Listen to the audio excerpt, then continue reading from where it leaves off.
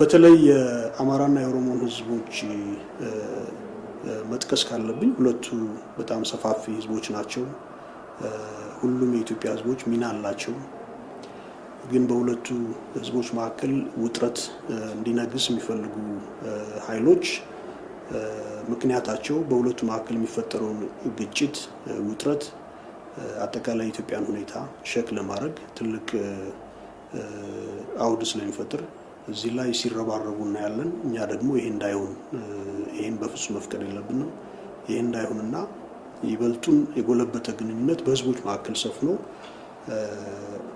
ማየት ይሄንን ማራገጥ ከኛ የሚጠበቅ ታሪካዊ ዜጋዊ ግዴታ ነው ብዬ አምናለሁ። ከዚህ ያነሰ ሌላ ሚና ሊኖረን አይገባም። በመሰረቱ ኢትዮጵያ ብቻ ሳይሆን ቀጠናውም ሰላም እንዲሆን አህጉሩም ሰላም እንዲሆን በተቻለ መጠን በመናገኘው መድረክ ሁሉ ሁላችንም ሚና መወጣት መጫወት፣ ሰላም ለሰው ልጆች ሁሉ እንዲሰፍን ማድረግ ነው ያለብን ብዬ ነው ማምነውና ከዛ መለስ ግን በህዝብ ስም የሚደረጉ በጣም የህዝብን ፍላጎት በመሰረታዊነት የሚነዱ እንቅስቃሴዎች መንግስትም ይህንን አበክሮ መታገል ህዝቡም አበክሮ መታገል መቻል አለበት።